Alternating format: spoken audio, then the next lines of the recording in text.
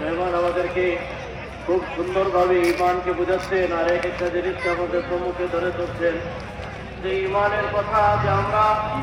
ইমান করেছি আল্লাহর উপরে ইমান, ফেরেশতাদের উপর ইমান, কিতাবের উপর ইমান, নবীর উপর ইমান আনার প্রয়োজন। তিনি বলছেন যে একটা ইমান আমাদের মিলিয়েছেন, হয়তো আগে ওনার বিবরণ আসবে যে কোরআনে কারীমে একটু বর্ণনা করেছে যে কুল হাযিহি